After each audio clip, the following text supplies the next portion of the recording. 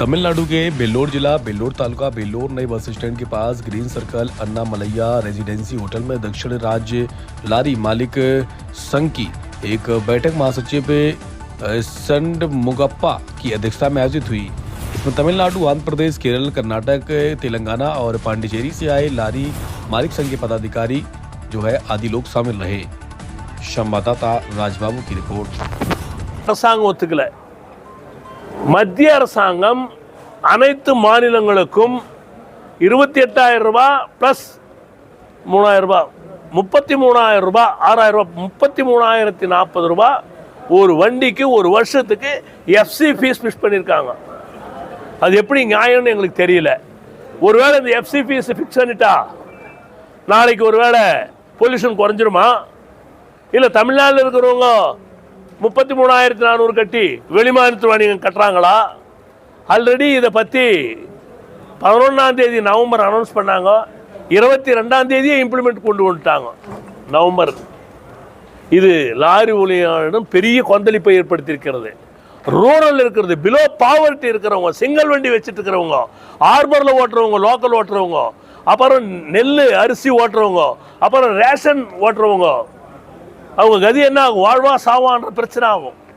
அதே மாதிரி ஆர்பரில் ஓடுறது மாதிரி லோக்கல் வண்டிங்க வேறு நிறைய ஓடிட்டு இருக்குது. இதில் அதனால் பல முறை நாங்கள் கேட்டோம், இது அரசாங்கம் செவிசாய்க்கவில்லை. 33,000 ரூபாய் எங்கிருந்து கட்ட முடியும்? 33,000 ரூபாய் கட்ட வேண்டிய காரணம் எதுன்னா அடுத்த ஏடிஎஸ் பண்ண போகிறாங்க. அதுக்காக இவங்க கவர்மெண்ட் எங்கிட்ட வாங்க வேண்டிய பகல் கொள்ளை.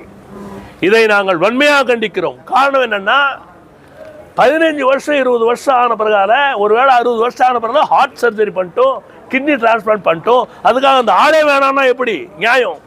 இது நம்மளுக்கு மாத்திரம் இல்லை, ஸ்கூட்டர், கார், பஸ் எல்லாருக்கும் உண்டு. கவர்மெண்ட்ல லட்சக்கணக்கான வண்டி இருக்குது. அந்த வண்டி ஏன் இமீடியட்டா நீங்க ஸ்கிராப் பண்ண மாட்டேன்றீங்க? உடனடியாக ஏன் பிரைவேட் மட்டும் பண்றேன்னு சொல்றீங்க? அது எப்படி நியாயம்? ஆகையால் நாங்கள் இதை வன்மையாக கண்டிக்கிறோம்.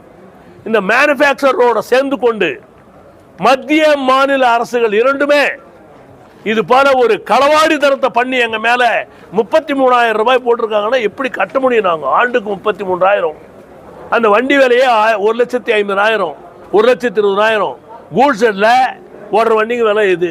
அதனால தென் மாநிலத்தில் வந்திருக்கின்ற தமிழ்நாடு மாநில தலைவர் தன்ராஜ் அவர்களும், ஆந்திர மாநில தலைவர் கோபால் நாயுடு அவர்களும், தெலுங்கானாவை சேர்ந்த பிரசாத் அவர்களும், கேரளாவை சேர்ந்த ஷமீர் அவர்களும், ஸ்டாலின் அவர்களும், அதே போல பாண்டிச்சேரி செந்தில் அவர்களும் பல பேர் இந்த கூட்டத்தில் கலந்து கொண்டு, குறிப்பாக வேலூர் லோகநாதன் அவர்கள் அனைத்தும் கலந்து கொண்டு ஒருமித்த கருத்தா இன்று வாழ்வா சாவா என்று போராடி கொண்டிருக்கின்ற லாரி உரிமையாளரை காப்பாற்றிய தீர வேண்டும் என்ற எண்ணத்திலே 9ஆம் தேதி இரவு 12 மணி முதல் ஒரு காலவரையற்ற வேலை நிறுத்தம், அதாவது அனைத்து கூட் ஷெட் மூடப்படும், அனைத்து ஆர்பரில் ஓடுற எல்லா வண்டியும் நிற்க வைக்கப்படும்.